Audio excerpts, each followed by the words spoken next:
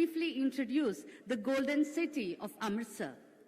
Amritsar is a vibrant city located in the northwestern state of Punjab in India. It is renowned for its rich culture, mouth-watering delicacies, and historical significance. The city is home to the famous Golden Temple, which is the most sacred shrine of the Sikh community. We hope that you will enjoy your stay in the holy city. As we understand, India professes the very idea of Vasudhaiva Kudumbakam, one earth, one family, one future. We will onset today's proceeding by lighting the lamp, a symbol of hope and the spread of knowledge. I would like to extend a warm invitation to the dignitaries for lighting the lamp. May I now request Shri K. Sanjay Murthy, Secretary, Higher Education, Government of India, Shri Sanjay Kumar, Secretary, School Education and Literacy, Shri Atul Kumar Tiwari, Secretary, Ministry of Skill Development and Entrepreneurship, and Professor Rajiv Ahuja, Director, Indian Institute of Technology, Ropar, to please join the ceremony.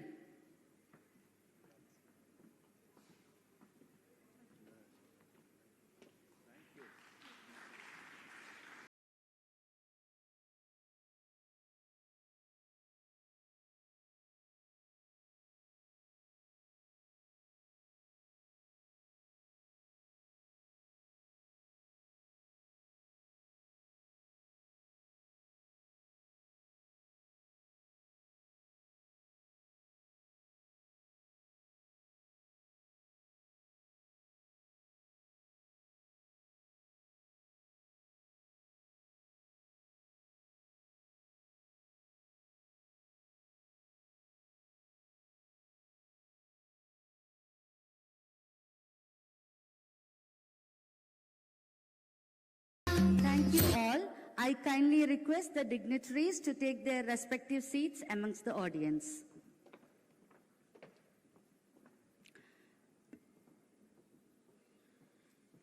In order to start the proceedings of the day, may I now invite Professor Rajiv Ahuja, Director of Indian Institute of Technology, to deliver the welcome address.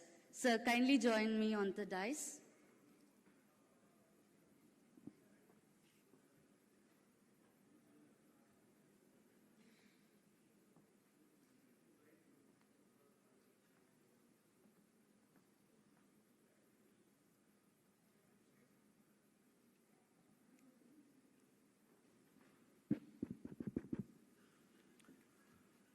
So, welcome to everyone. And for some of you, maybe this is the first visit in India. So I will start, because you are in Punjab, so I will start with Sat Sri Akal, Namaste, and good morning. Brothers and sisters from the different part of the globe, I welcome you all on the behalf of IIT Ropar to Amritsar, Punjab, and the land of the five rivers, the golden land of the spiritual and the cultural relevance, for the second education working group meeting, which is scheduled to be for 15th to 17th of March.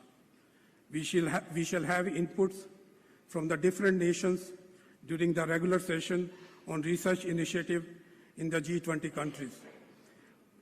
Panel discussion on research in emerging disruptive technologies, Industry 4.0, research in sustainable development goals, discussion on strengthening the research and promoting the innovation through the richer collaboration and building the capacities, promoting the lifelong learning in the context of the future of work, and shall discuss on ensuring the fundamental literacy and numeracy, especially in the context of the blended learning. This G20 second edition of working group meeting has given us unique opportunity for all of us to understand the best practices and the challenges while discussing on research innovation through collaboration. So that we can work together, looking forward, going out with very effective solutions, which will include the best of the practices being practiced by various countries. We have been given a very serious and relevant topic to address during the meeting to empower new age of learners through the tech transformation in the education and exploring the practical strategy to create a robust skill ecosystem. This meeting will help in ensuring a roadmap for multi-partner collaborations to facilitate accessibility and provision of research materials, reducing the gap between industry and academia, thereby discovering and identifying the relevant policies and practices for research and innovation. This way would lead to establish a long-lasting collaborations for equitable quality research in G20 member nations while following the theme Vasudhaiva Kutumbakam, one earth, one family, and one future. The G20 countries possesses various degree of expertise, materials, financial resources. These assets and the knowledge can be pooled to address current and the future issues at Amritsar. Soon, to reach 1.4 billion of the population, 50% of the whom are the under 30 years of age, India has just surpassed China as the world's most populous country. It should rank second among G20 economies in the terms of the growth from 2022 to 2023. The stage at Amritsar is all set to focus on the field of the future, such as the quantum technology, advanced communication technology, and the digital transformation, with Indian research being particularly effective in mathematics and the computer science.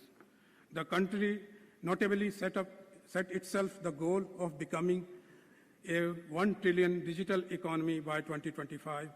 The meeting shall also emphasize on the global call for the clean energy, such as green hydrogen, to address the need of its large population, in addition to the health, especially in connection with the global problem of infectious diseases and the antibiotic resistance. Under the Indian presidency, IIT Ropar is committed to strengthening the research and innovation through collaboration by implementing the best practices and establish multi-partner collaboration across the various G20 partners, establishing a framework to facilitate access and supply of research materials, and establishing the collaboration of joint research on the specific topic of the mutual interest. We are glad that this G20 working group meeting has strategizing mechanism for effective institutional collaboration between G20 nations, a roadmap for convergence of ideas, project, accessibility of researchers to the international meetings, and the content collaborations, including cross-country research among the leading university and higher education institutions of the G20 nations, and will help to reduce the barrier to research, mentoring, and the cross-institutional collaboration. Further, an exhibition of the disruptive technologies and innovation with more than 100 stalls is also being set up as a part of this grand event for the delegates. These stalls will encompass startups or technologies from the India and the G20 member nations to get a feel of the global scenario of the innovation for the betterment of the humankind. IIT Ropar shall take this opportunity to thank Ministry of Education, Government of India for giving us this opportunity to lay the emphasis on the promoting the value chain of innovation, entrepreneurship, and the collaboration. The Indian innovation system is more purpose-driven rather than process-driven, with focus on the affordability and the accessibility. As India takes on the presidency, it has the chance to build on this tradition and establish itself as a leader in the research and innovation in 21st century. And the premier institutions like IITs have the chance to bring synergy in the making Atmanirbhar Bharat. Hence, making collective efforts during this G20 meet to reduce the gap in research needs that can be narrowed down and equal for all countries in facing the global challenges. With that, I again welcome you, all of you, for this G20 meeting with the second edition working group meetings. So I hope you will enjoy your 3 days stay here, and you will enjoy one of the. You are most welcome to the city of golden city of golden temples and land of 5 rivers. Thank you very much. Thank you, sir, for those warm welcome note. Moving on, may I now invite Professor Govindan Rangarajan, Director, IISc. He will be giving an overview of the research and innovation initiatives from G20 and invited countries based on inputs received from them. I welcome you to the podium, sir.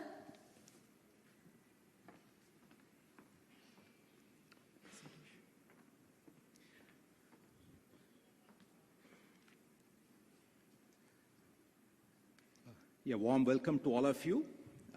So on behalf of all the higher education institutions in the country, it's a pleasure hosting you for this very important meeting. So I was asked to speak on research in emerging and disruptive technologies in Industry 4.0 on SDGs. At first glance, these topics may seem somewhat disconnected, but I'll show that there's a common research theme underlying all these topics.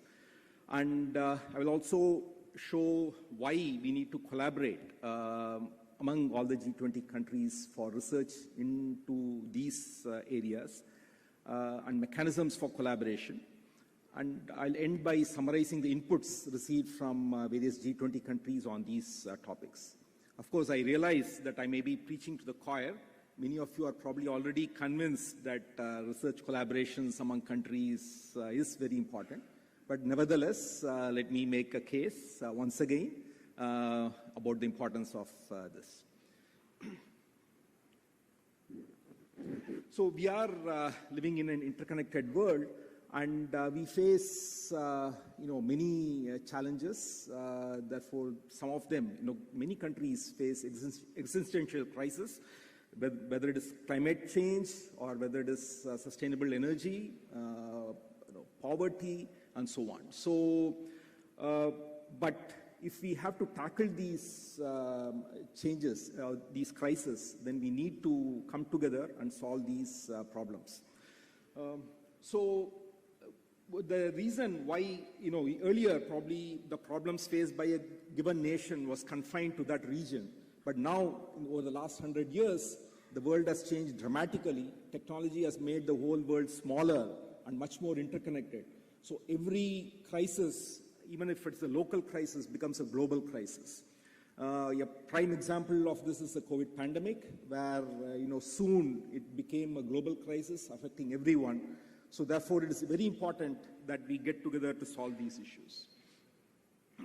And what are some of the existential challenges facing humanity? These are well known, but I'll just repeat them here. Climate change is something which we all need to address. So changes in one part of the world affect the other parts of the world. How do we tackle these wild swings in temperature, these extreme events, droughts followed by flooding and so on? And how do we develop a path towards sustainable energy? Because many of the countries need energy to develop, but how do you develop resources in a very sustainable way? And food and water security. And if you look at public health, again, COVID has taught us how important public health is. Now, these may look quite different. Even if you look at access to education, it may appear quite different from the other topics. But if we are to make progress in each of these topics, it's very important that we invest in disruptive technologies, in research. Without disruptive technologies and research into these disruptive technologies, we are not going to make big changes, big impacts in these areas.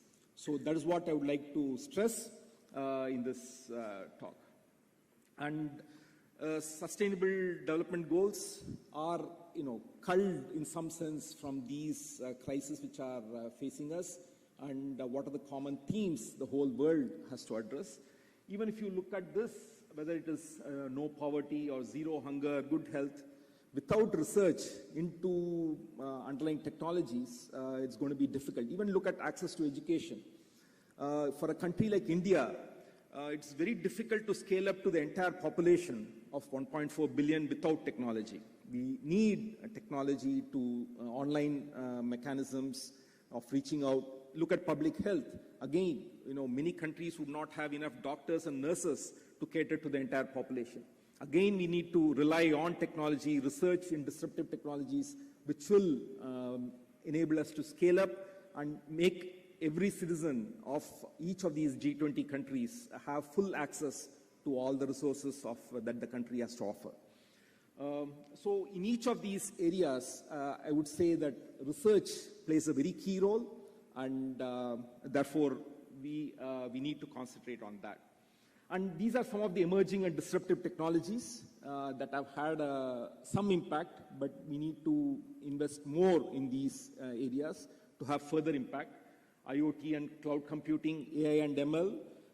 Here again, it is not just investing in these areas. For example, just yesterday, the GPT-4 was released by OpenAI, which is a successor to ChatGPT. And the remarkable thing they found is that it scores at the 99th percentile in the biology Olympiad, the GPT-4, so according to the benchmark done yesterday. So you see, so therefore these changes are very rapid. Without some guardrails which are internationally agreed upon, that these would not disrupt the life that we lead, they would not, there's always this fear that at some point AI would overtake humanity and will control us and so on. So it's very important that we also put guardrails, and for this, it's very important that the G20 countries agree on some common guardrails which will protect us from the ill effects of these technologies. The same is true with gene editing, the CRISPR technology. What precautions do you take to ensure that it doesn't go out of control? So these are also important policy matters that the G20 countries need to agree upon in order to have a very safe and sustainable path to development. Because you cannot deny these technologies. They are there. People are going to use them. But how do we use them responsibly becomes the question. And we have IoT cloud computing with the current 5G and the upcoming 6G technology has also become very important. Advanced materials, that's a very important area which, if you have to have any new technology without appropriate material for that, looking for new high temperature superconductors or new polymers, whatever it is, we need such research to be done. And robotics has become, again, very critical because I'll come to Industry 4.0, where robotics plays a very important role. 3D printing. These days, you have the possibility of even 3D printing food. So would that be a better way of feeding the world population than the current technologies? We don't know. These are things that we need to explore jointly. So Industry 4.0 is the other theme of this meeting. And this is, of course, poised to revolutionize global supply chains. And we have been hearing a lot about supply chains in the recent years. And this is the whole idea is about using connected intelligence to usher in greater productivity. So make the manufacturing flexible, make it safe, and all that. So here again, you see that this revolution is powered by these disruptive technologies. So again, even for the Industry 4.0, research into these technologies becomes very critical. So you have, again, the same players and maybe some more: IoT, cloud computing, 3D printing, AI and ML, cybersecurity, digital twin, augmented reality. All of these are very important components of the Industry 4.0. So that's why I just said that all these themes have this common underlying factor of research. Why do we need collaborations in these areas? If you look at the global crisis that is, that are threatening us, like climate change or having a path to sustainable energy and so on, we are living on borrowed time. The IPCC has made it very clear that we have a limited time window to achieve our goals before it becomes irreversible. So a single country cannot achieve these goals in a very limited time based on its own resources. So it's very critical that all the countries come together to solve these global problems and share their resources. And so we cannot afford to work in silos because all these problems are essentially interdisciplinary. One area would not be sufficient to be able to solve these problems. You need advances in multiple interconnected areas before we can make significant progress. And also sometimes we get enamored by some flashy advances in science and technology, in research, but we should also not ignore the grassroots innovations that take place in each of these countries. Maybe some of these innovations would be very useful to the entire world. It's not, for example, India is very famous for frugal innovation. Now one might think that maybe that's not relevant to some of the developed countries, but I would argue otherwise. Even citizens of developed countries, I'm sure, would very much appreciate a very cheap but effective technology. And also making it to scale, like for example, India has done with the unified payment system. So that is something which is world class and which can be taken to all other nations. So you have all these grassroots innovations which are happening in multiple countries. So they need to be recognized and exploited by all the countries so that we make more progress. Further, the scale that we are doing at is often quite modest given the scale of the crisis which is facing us. The climate change or the extinction of species that we see in multiple countries, multiple ecosystems, these are all changes which are happening very rapidly. So unless we are able to scale up our solutions, we'll not be able to tackle these issues. So therefore, it's very critical that all the G20 countries collaborate on research into these disruptive technologies, into these research into sustainable development goals and solutions to all the crises that is facing us. And there's no need to reinvent the wheel in this case. We have established mechanisms for research collaborations which need to be strengthened further. So there are many mechanisms. For example, I'll go through some of them. One, as I already mentioned, is the need for interdisciplinarity. And this should start right from the education level. And India has taken a big stride in this through our national education policy, which lays a lot of stress on interdisciplinary education, on holistic education, right from the school level. So you need people with interdisciplinary knowledge to tackle these global issues. For example, take the case of mRNA vaccine. The mRNA vaccine required the basic biology to develop the vaccine. It required nanoscience and engineering to develop the lipid coating for delivering the vaccine. And it required clinicians to develop, and take it to clinical trials and make sure it's safe and effective. So you needed the coming together of science, engineering, and medicine for this mRNA vaccine to come to fruition.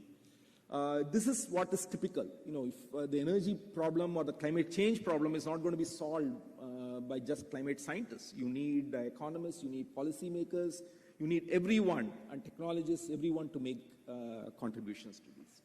So I think we need doctors with knowledge of physics and chemistry, for example, or engineers with the knowledge of biology.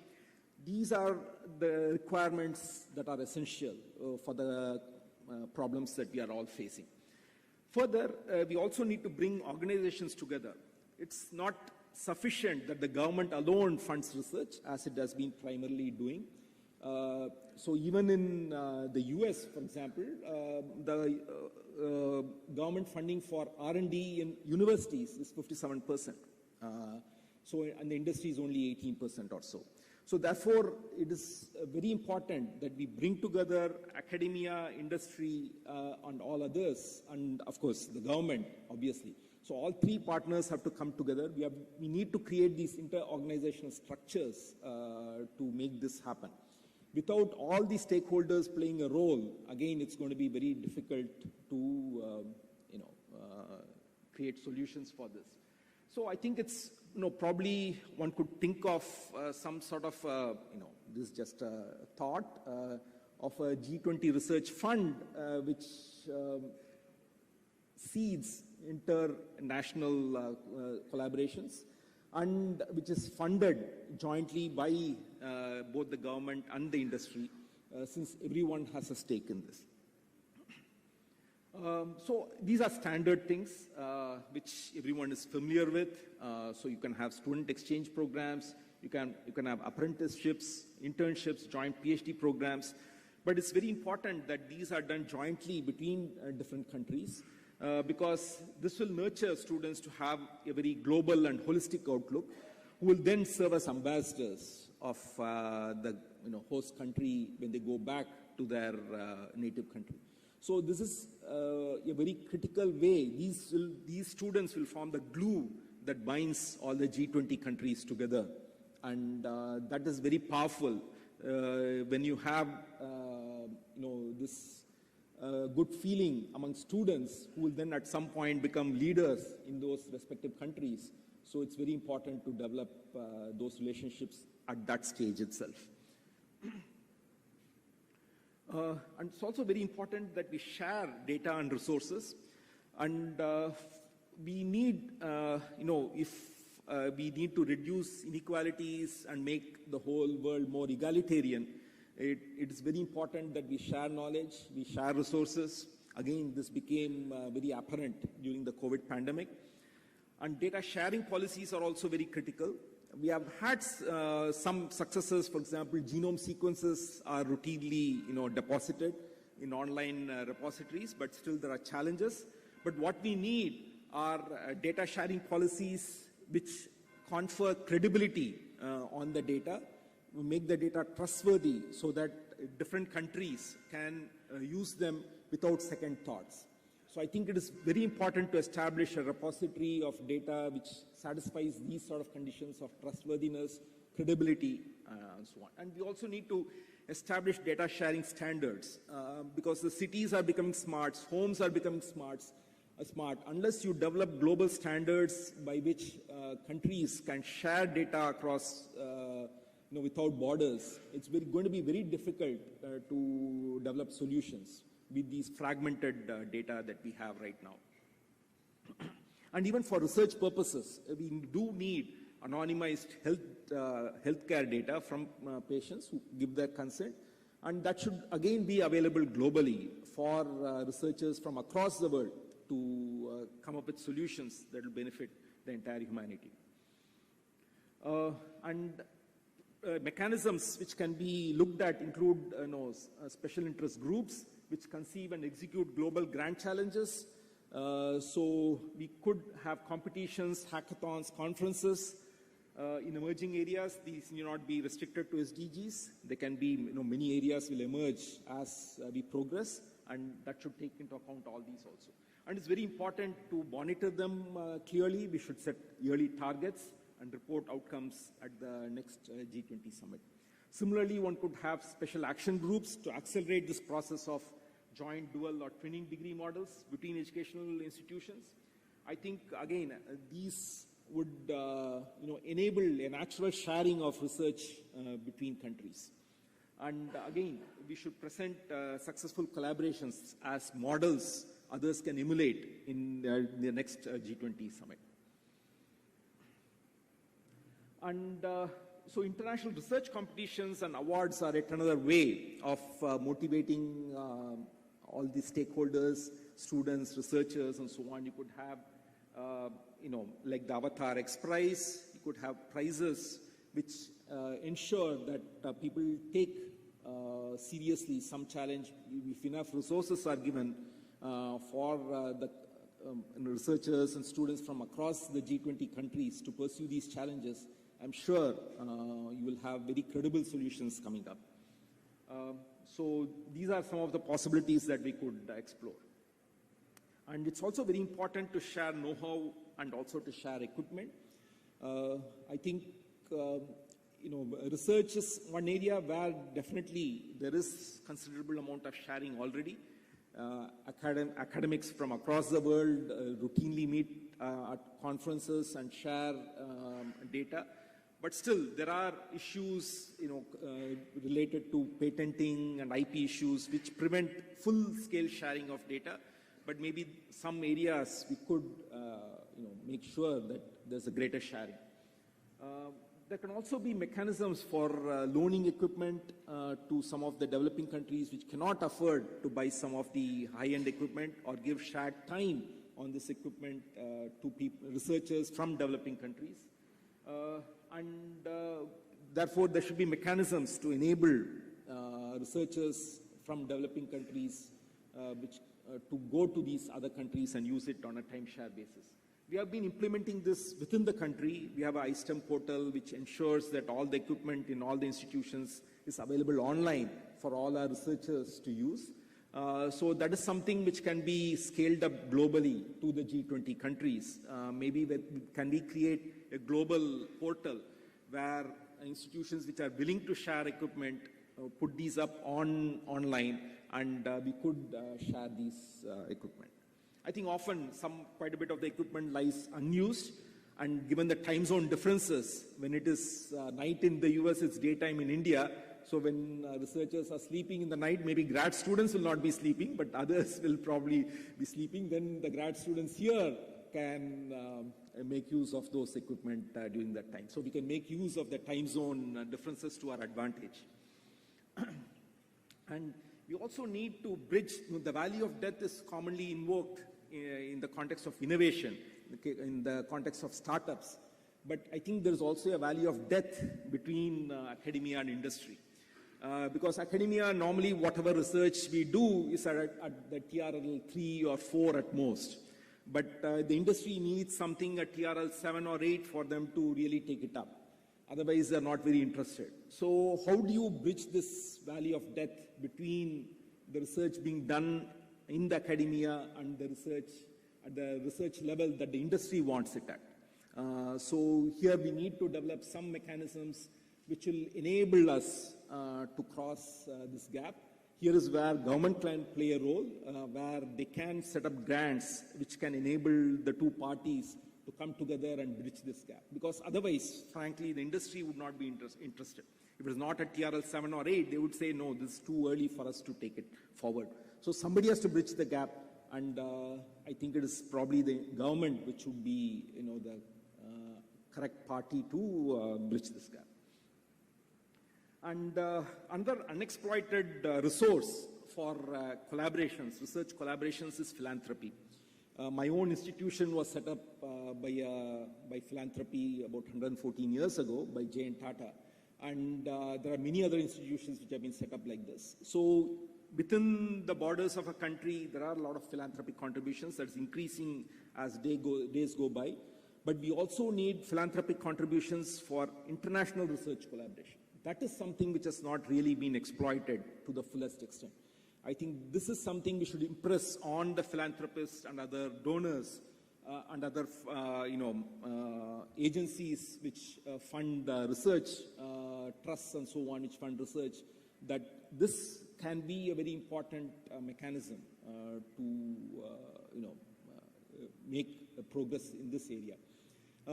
For example, you do have examples. We have recently, some years ago, the program LEAP was launched, which puts together an international team of researchers from across the world. There's a global call.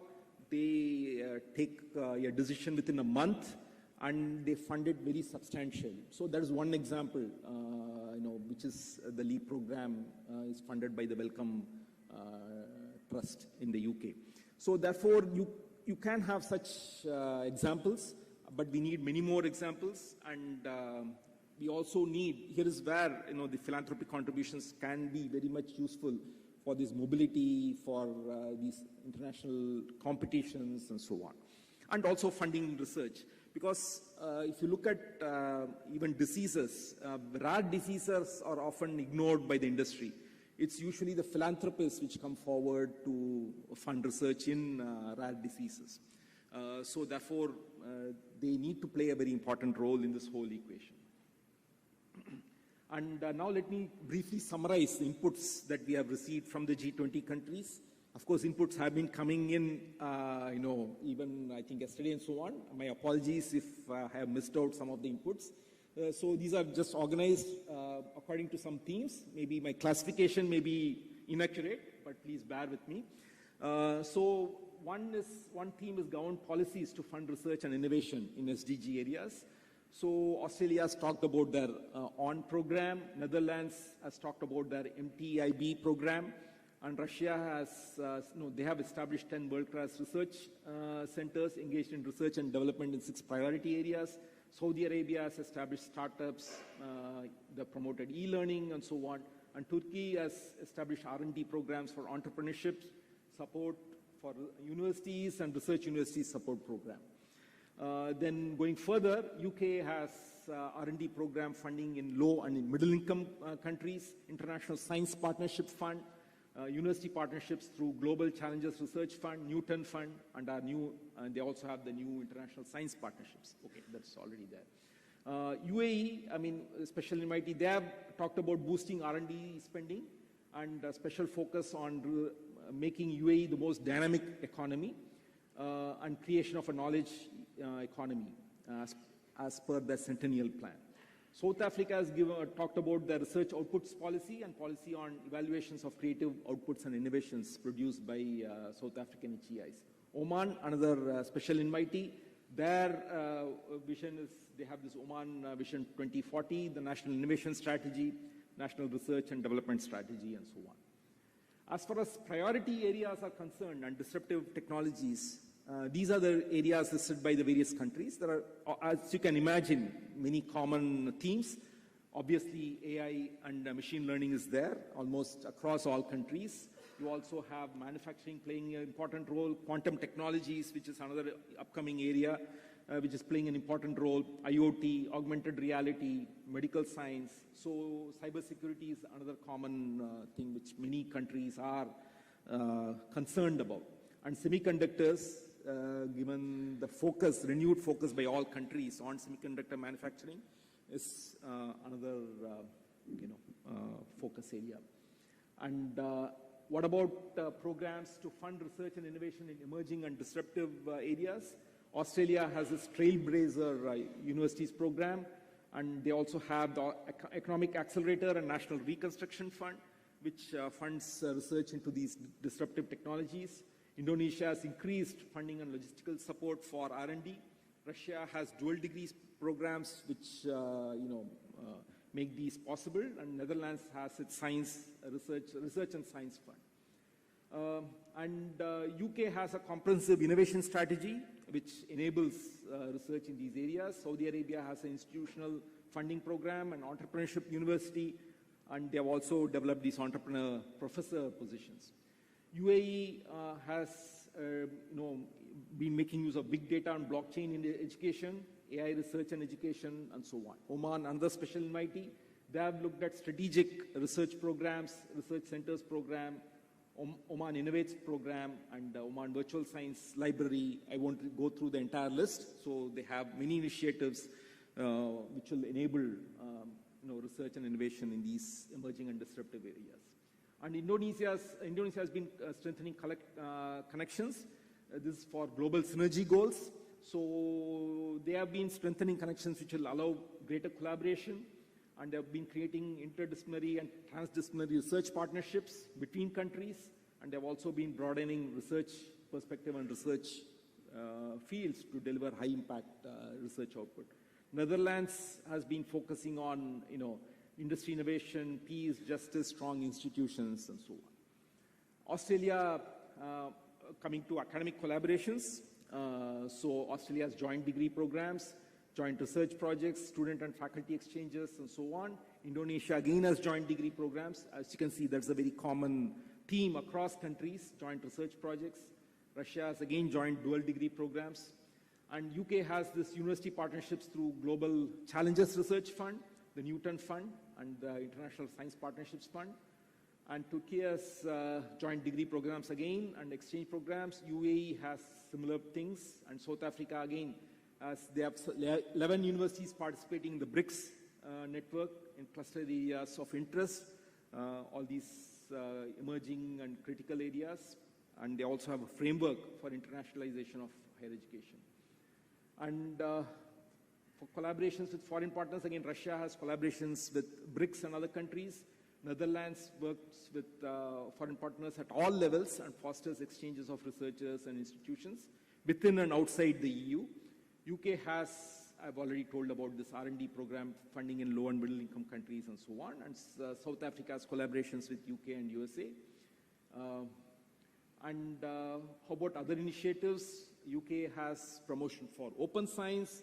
Saudi Arabia has research and innovation partnerships and initiative to promote collaborations between universities and industries. South Africa has university capacity building program and grants. So there are multiple initiatives across the G20 countries, but it's very important to pull them all together and come up with some common initiatives which will benefit all the countries. And again, Netherlands has this open science ecosystem, and the governments bear the responsibility to safeguard necessary conditions such as academic freedom, etc. And Australia looks at adaptability of legacy equipment and curation of meaningful data, its analysis and the protection. So I've talked about all these issues earlier. So now let me conclude with a few, 2 more slides. So what is the way forward? We need to advance research jointly on disruptive technologies, and this has to be done on a war footing, given that the climate change won't wait for us. We need to step up and do these quickly. We also need to strengthen and scale up collaborations between institutions, government, and industry. We need to promote philanthropy as a tool for promoting international collaborations, and use G20 as a platform to facilitate and monitor progress. So we could have annual G20 conferences on specific research themes in these disruptive areas and see what progress has been made, what are the collaborations that have worked, and use these as templates to foster many more collaborations. So let me end with some closing remarks. Even though I talked about technology bringing us all together and making us much closer and a united world, but there are also challenges. In recent times, global crises have fragmented the world, and they have raised human-made barriers in addition to the natural boundaries. But the water, the air we breathe, and the water we drink do not respect these barriers. The rivers that originate in one country flow through multiple other countries before they join the sea, and the seas and the oceans they are part of touch each and every continent. The satellites that we employ float in the space, in the shared space that we all the countries of the world share, the outer space. So if we have to tackle this recent pandemic, alarming rapid changes in climate, etc., it is very clear that we need to increase the circumference of our interests beyond our narrow geographical boundaries. And this need not be for altruistic reasons. It's for just for out of self-interest, national interest of the countries, we should collaborate. As COVID has demonstrated, no one is safe until everyone is safe. So we cannot just say that, oh, that's a problem for that country, let me not worry about it. Each of these problems has become a global problem. A pollution in one country affects pollution in other countries. So water affects all of us, everything affects all of us. So all this leads to the underlying theme of this whole G20 meetings this year, which is Vasudhaiva Kudumpakam, which is one earth, one family, one future. So we are all in it together. And I would argue that the best way for us to collaborate, to come together, is through collaborative research. Collaborative research, I would argue, is probably the least controversial of any collaboration that you can undertake. And so that is most easy to enable among countries, because academicians and others are already collaborating, and industries have multinational research centers across multiple countries. So this is a natural area for countries to collaborate with the least friction. So I would again strongly argue that collaborative research among G20 countries is the way forward for us to solve the existential crisis that faces us, and to come up with solutions for the Sustainable Development Goals, and also see the way forward for disruptive technologies and so on. Thank you. Sir, I would kindly request you to stay back. Thank you for such great inputs and insights. I now invite Professor Rajiv Ahuja, Director of IIT Roper, to felicitate Professor Govindan Rangarajan. Sir.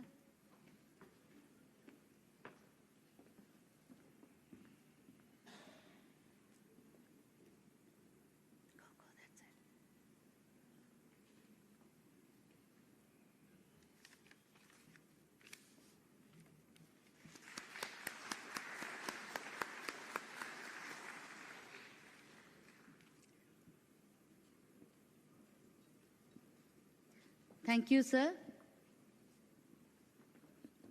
Moving on, as our first keynote speaker, I may now invite Professor B.S. Murthy, Director, Indian Institute of Technology, Hyderabad. Over to you, sir.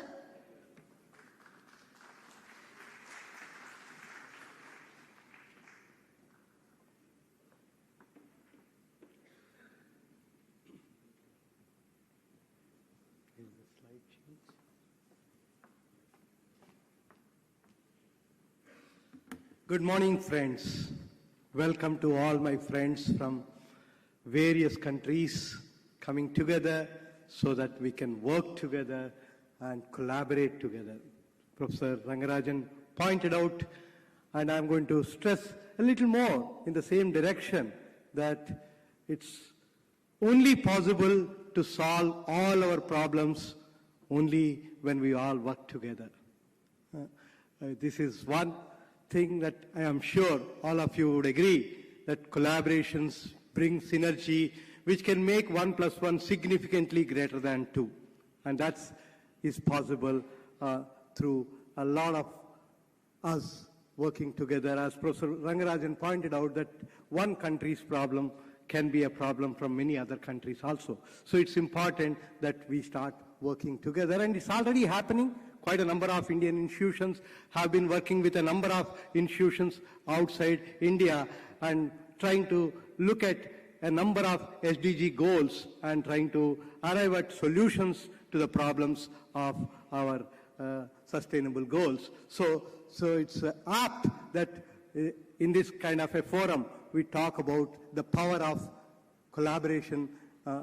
In science and technology is what I have put it, but in general, even in education, it's important that there is a lot of possibilities of collaborations. Many of us are collaborating on joint programs and also exchanges, but it is also important that we strengthen this more and more and ensure that we all work together towards one single goal of making the whole world much better than what it is today. So when we talk of collaboration, basically we talk about the government, the academia and the industry, and of course international. For every country, I think all these three become very important, and they have been working together to ensure that we find solutions to our problems, and we need to extend this more to see how we can ensure that we find solutions to our problems. A lot of work has been happening, and some of those I would like to show you as we go along. One very important, I think, path-breaking change, or I would say reforms, that have been brought out in India in recent times is the education, what is called a new education policy, which has been bringing a lot of people together and strengthening collaborations. For example, there are a number of programs that are being followed by a number of institutions in India now, where you tie up with other institutions, you tie up with industries, and so on and so forth, to come up with human resources for the future of the country. For example, I can just give you two examples from IIT Hyderabad itself. We have, by tying up with a number of hospitals in Hyderabad, we started a program, a master's program called Medical Device Innovation, where the student spends 4 months in a hospital, comes out, identifies a number of problems of patients and doctors, picks up one of them. At the end of 2-year program, the student is ready with a prototype. Similarly, with a very famous eye hospital called LV Prasad, we have a master's program called ophthalmic engineering, MTech in ophthalmic engineering, where the doctors teach the anatomy of the eye, the faculty of IIT Hyderabad teach the lasers, the optics, and the technology for eye care, so that you are creating human resources for the future eye care technologies. Similarly, with a central lab called CMET, we have an MTech program which is called the e-waste management, which is one of the very recent problems that all of us are facing. So we need to create people who can handle this. So like that, there are a number of such innovative collaborations that are happening thanks to the NEP that has brought in a lot of funding is being put by the government towards such kind of working together. A number of institutions, we have about 23 IITs in India, 31 NITs, and a large number of other institutions which are under what is called AICTE. All of them are now coming together and trying to see how we can solve the problems. For example, India is now talking about putting a lot of money in creating fab facilities in the semiconductor. We have come up together by discussing with a large number of institutions a new undergraduate program called IC Design and Technology, which now AICTE is trying to implement. IIT Hyderabad has already implemented, and the AICTE is now trying to implement in every college, so that in 5 years down the line, you have a few thousand students who are ready to tackle these fab facilities that are going to come up. So there is a lot of scope and a lot of possibilities that this NEP has thrown open to all of us, and it is, I would say, one of the best things that have ever happened to India. Of course, there are a number of schemes the government is coming up with in the area of education and collaborations. In the higher education scheme that I can tell you, a number of programs which are helping students at all levels, starting from the undergraduate level to a PhD and a postdoctoral fellowships, so that you can start working together. One such example that I can just mention of a great success story of collaboration is the space program. And in that, a large number of institutions have worked together with what is called ISRO, Indian Space Research Organization, and brought out wonderful missions. One of the recent missions is the Mars mission, which all of you are aware of, that something which has been able to happen with very little funding and within a very short span of about just 15 months, that India has been able to demonstrate this. This is thanks to the power of collaborations, I would say. So there are numerous examples like this. I'm just throwing one single example, and this kind of examples are there all around us, and it is important that we have to come together to increase the number of such very wonderful examples. So a number of schemes that Indian government is coming up, and one of those I would like to say is a program called Imprint and a UAY, Uchatar Avishkar Yojana, where government is bringing the educational institutions and industries to work together, so that you can minister is Atmanirbhar Bharat, India with wonderful products. In fact, I had one such program where we have been able to develop the first, what is called, we call it as gas atomizer, producing very high quality metal powders, which has never happened before. If this kind of a program was not there, this kind of products would not have been come up. And a number of other schemes. Startup India is one such thing, which is very, very picking up in a big way, and most of the institutions in the country are tying up with industries to work in that particular direction. And I would like to possibly mention a little more on that. So, and this is something which is helping the skill development in a big way in the country. And in the years to come, people are talking about generating students who are not job seekers but job creators. I can just give you a small example from a small institution which is just about 14 years old, IIT Hyderabad. In the last 4 years, we have more than 125 startups which have created more than 1,000 jobs and created about 800 crores, about $100 million worth of revenue just in 4 years.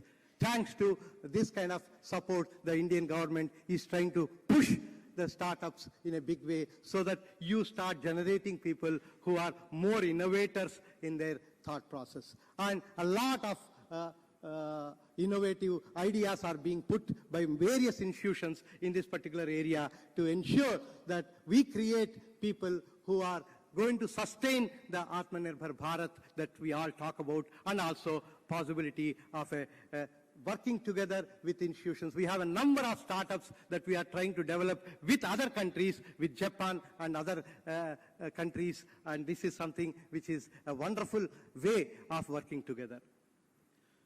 Another area which Professor Rangarajan also just pointed out, India is trying to now talk about sharing resources. Okay?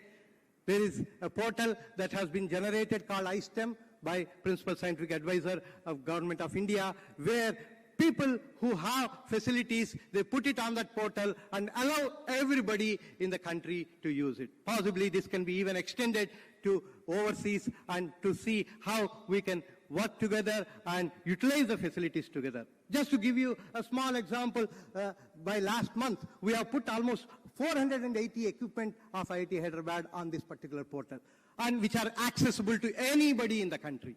And this is something which is being done by every institution in the country to start seeing how we can work together, share resources together. Of course, pandemic has its own problems, but it has given a lot of chance for people to work together, collaborate together. For example, if we can just talk about the vaccine that has been developed in the country for the COVID vaccine, which is now has gone to a number of other countries too. It has been a fruit of very strong collaborations that have happened. Collaborations even at the level of common people who came forward and said, please use me as a possible subject to test your vaccine. To that level, people have started working together and ensure that the pandemic can be crossed by all of us. When there is a strong will, there is always a way forward. So that's something that we have been able to do. And in that direction, we have also been able to utilize this opportunity to also reach out to people much more easily. For example, education has completely got changed thanks to COVID. We have moved into online education in a big way. All of you are aware of. So people are able to reach out to students who are at various corners of the whole world. For example, we have been able to start a number of online master's programs to help working professionals who are not able to take leave and come to an education institution to get an additional degree. Most of the universities in India have started this. In fact, from this August, at IIT Hyderabad, we are starting to open up every course of ours to anybody in the world. We are converting every classroom to a hybrid classroom, and this kind of a exercise is happening in every university. And these are ways by which we can educate people and become knowledge givers to the whole world. And every one of us sitting here have the capability of doing so. And this is a capability which we have learned from the COVID, and I would say COVID has taught us a lot in this process. 5G is another area where there is, again, a collaboration, a strong collaboration has led to the first 5G NB-IoT chip that has come out of strong collaboration between IIT Bombay, IIT Madras, IIT Hyderabad, IIT Delhi, and a number of other institutions. So this is another very strong example of it. And now people have already started moving into 6G and helping the whole country grow in a big way in the area of the remote connectivity in a big way. So another area which we have also started, I think somehow I missed one. I don't know. So one slide got left out. Anyway, so that's another thing. I just put it as glue grand, but I don't know how this has missed out. And this is another where Ministry of Education is coming forward to connect various institutions and labs, R&D labs in a particular city to work together on grand challenges, so that while so far people have been working in silos, people are now coming together to work on ensure that the grand challenges, which are many a times grand challenges, not just for one country, but for a number of countries together, can be solved when you start working together. A concept of multiversity is something being invoked in this particular context, and people are coming together and trying to solve. So another, very recently, for the first time, all the IITs, 23 IITs have come together to demonstrate the technologies that they have developed, to ensure that they come very close to the industry and work together to take technologies that are being developed at the TRL level 1 to 3 in an academic institution to a much greater level by the industry support. And this is again a very strong collaboration possibilities, and this has been demonstrated very recently in the month of October at IIT Delhi by all these 23 IITs coming together and demonstrating their technologies. There are a number of agencies in the government which bring all of us together to work together, starting from the Ministry of Science and Technology, Ministry of Education, and Biotechnology, and MIT, and a number of other institutions. And a lot of work is happening in that direction. The last but not the least, I would like to say, as a part of the G20, we have taken recently a very good initiative on trying to bring the students of various colleges to start thinking about the G20 and the G20 initiatives and the problems of global relevance and start thinking about it. This is a program where almost 50,000 colleges in the country, are almost every college that is there in the country is going to be touched, and the students of those countries are going to be invited to participate in creating a document which can be used at the G20 summit, where they can talk about the possibilities of finding solutions to global problems from the students' perspective. And this is, again, a very innovative idea that Ministry of Education has come up with, and we are working on that very soon. This is going to be announced, and we are going to, next 3 months, we are going to come up with a wonderful document as a part of the G20 initiatives.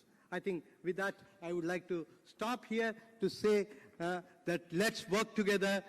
As Professor Rangarajan also pointed out, Vasudhaiva Kutumbakam, the whole universe is one family. Let's all work like one single family to ensure that we solve the problems of all of us together and find ways and means by which we will be able to help each other to solve the problems and be able to have a world which is significantly better than what our generation has for the future generations. We should be able to leave a wonderful world in the near future. With that, thank you very much, friends. Thanks for this opportunity. Thank you, sir. I request you to stay back, sir. I request you to kindly stay back. I also invite Professor Rajiv Ahuja to facilitate our speaker.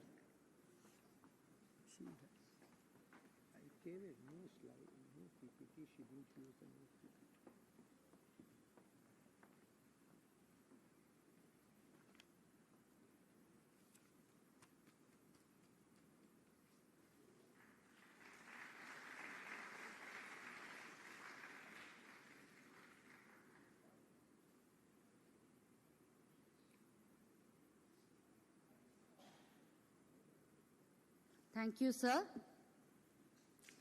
For our second keynote of the day, let me invite Mr. Borhen Chauhan, Director, UNESCO, who will be talking about the SDG 17 and the importance of global cooperation in achieving the goals. Over to you, sir.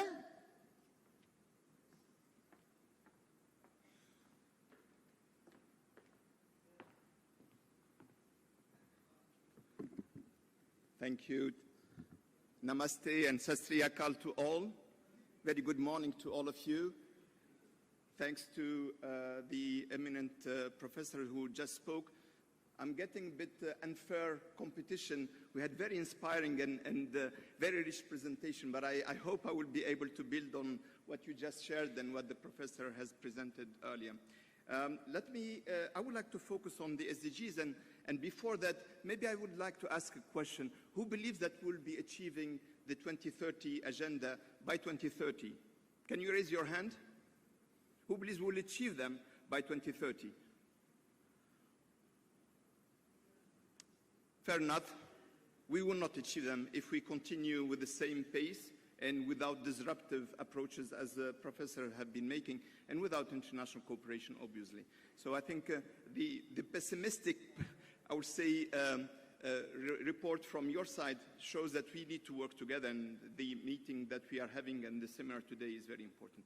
Let me I think we got a structure of a presentation that I wanted to highlight. First of all, I would like to refer to the SDGs and, of course, very briefly recall what's the SDG 17 about. But in particular, I would like to build on what professors have mentioned. What could be an inspiring example for us in terms of the collaboration? What are the experience that we have, and how this can be supporting the G20 collaboration in this year and beyond? But also, I would like to refer to some international recommendation and normative instrument that the G20 can link to and can engage with, and finish with what would be the next steps in terms of the collaboration. SDGs have been mentioned already by Director, but I think what is important is we take the SDGs as an integrated system where the achievement of one goal will not be possible without the others. We cannot reduce poverty if we don't improve access to education and achieving the SDG 4. Same when we are speaking about gender equality, or we are speaking about technology and industrial development. So it's very important that when we look at the SDGs and the collaboration around the SDGs, that we take the system as a system and not take it as a silos or as a fragmented approach. SDG 17 is about collaboration and partnership to achieve all the SDGs. And there are a set of targets that are mentioned. I picked a few of them where the collaboration on science and technology is mentioned, where the collaboration between different countries and across countries is mentioned. But of course, what is important is that we take all the aspect of the targets as they are presented in the Education 2030 and in the SDGs 2030 as well.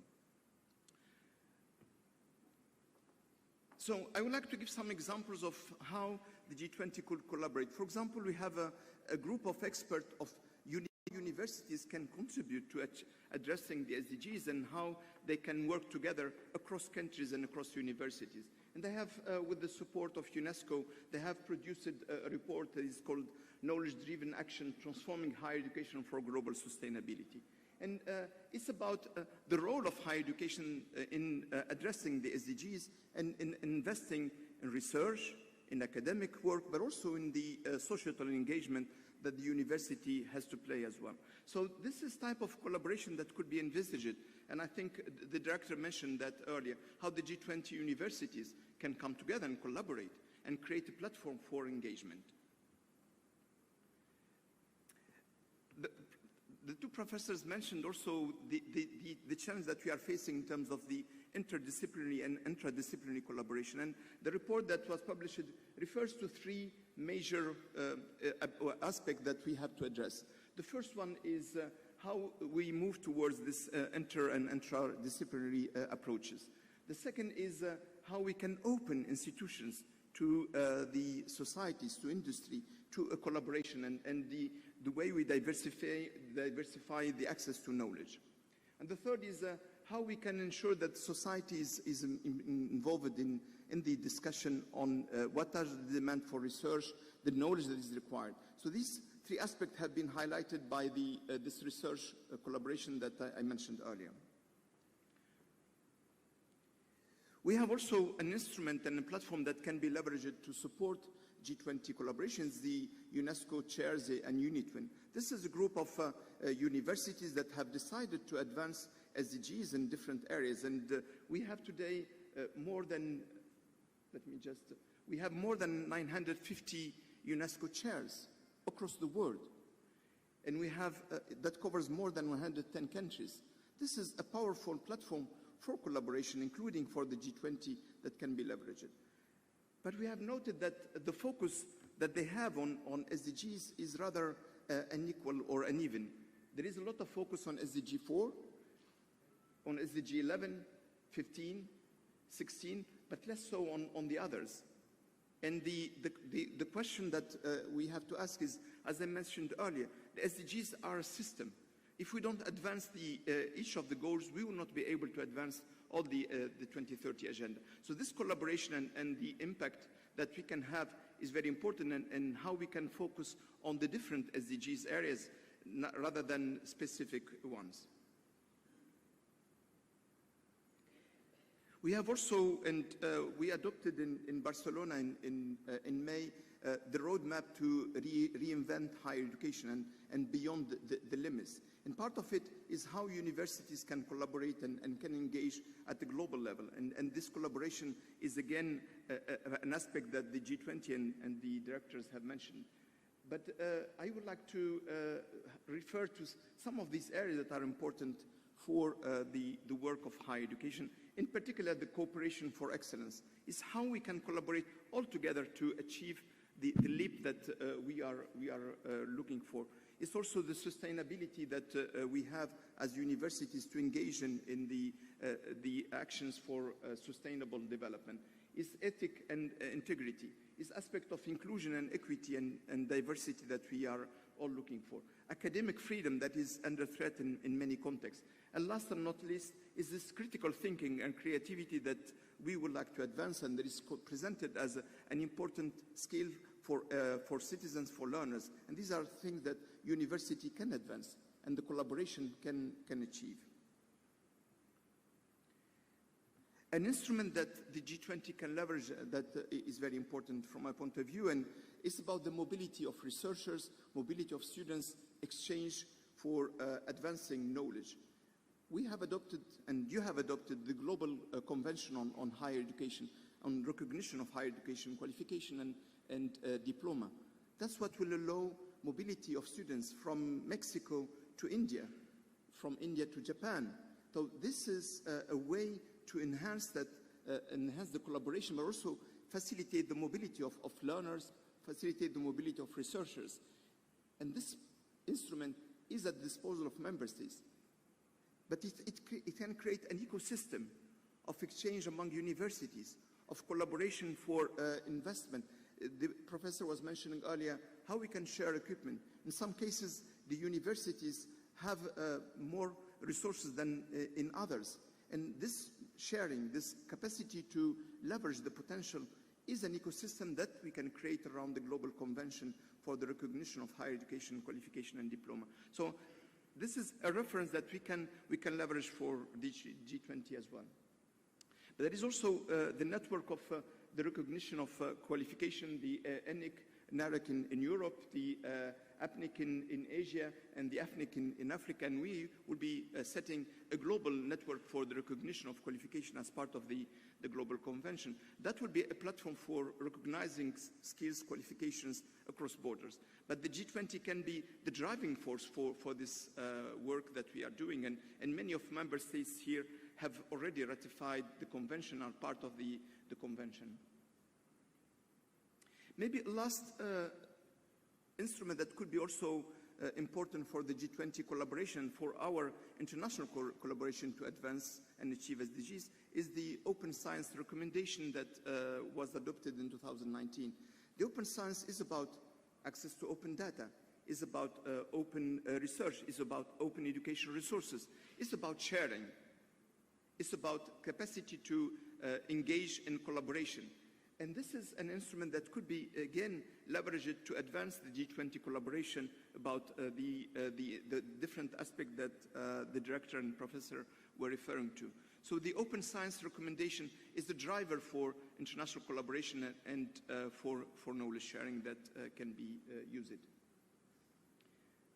Maybe looking at what will be next. We have the SDGs, and they are very important. The UN Secretary General convened a summit for the future, or future summit, that will look at how together we can advance our sustainable development agenda. Your reaction regarding the achievement of the 2030 agenda is an indicator that we need to change the path. We need to look at the approaches differently. And the Secretary General has convened the summit to look at different aspects. Among them is how we will collaborate and the global digital cooperation, for example. The digital cooperation will be an important area that we have to look at. There are other aspects that are important, is how we can internationally respond to complex shocks, be it climate change, be it disasters risks, be it other shocks that we know and that we are facing as humanity. So the Future Summit is a way for us to think how we can advance the SDGs and how we can look at the international cooperation with a new eye, with a new perspective.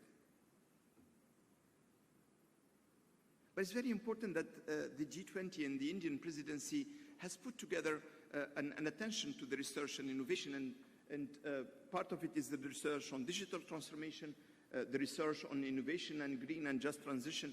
But what is important is what is at the center as well, is women empowerment. We cannot achieve anything if we are not, if we're not empowering women, if we are not about gender equality. The speakers, the keynote speakers are not a good example of that, but the panel, I hope, will be a good example of gender balance and of the collaboration. But it's very important that we take into account those three dimensions, is how we are investing in digital transition, how we're investing in green transition, but how we are also ensuring equal engagement of the citizens. And this is part, and thanks to the G20, the Indian presidency, to highlighting those aspects and highlighting how we can collaborate.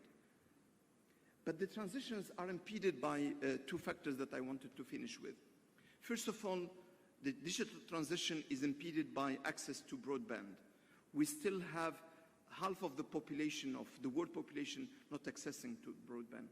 During the COVID crisis, we had half of the students who had no access to online learning, no access to devices. We cannot advance the technology and the transition without advancing access and without equitable access to the digital technology. For the green, the situation is even worse. When we looked at the curricula and how much greening dimension, how much sustainable development dimension are included in the curricula, we have very few countries who have included this dimension in the curricula. And teachers are not ready to take up those skills and to teach those skills. So how we will ensure the transition if the learners, if the teachers, if the schools are not ready to engage in it and are not investing in this direction? But that's what the research and innovation can drive us. That's what the research in industrial development, that's what also the research in education should look at. How the education system are transiting toward digital technology, toward greening education and greening technology and greening economies. This is something that I hope we will address in our discussion. Well, thank you very much. I hope this complements what professors have presented and your discussion in the coming days. Thank you very much. Thank you, sir. Sir, I would kindly request you to stay back. I would also request Professor Rajiv Ahuja to felicitate our speaker.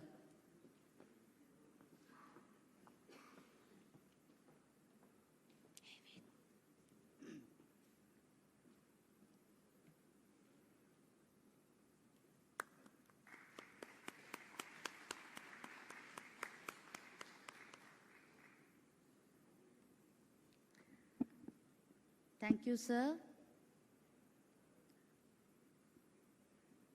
Thank you, sir.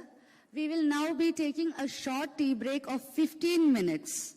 So kindly be back. And also, kindly be seated. I would first request all the delegates from row number 1 to 6 to move. And I would also request all the liaison officers to assist your delegates. I repeat, only the delegates from row number 1 to 6 would move now.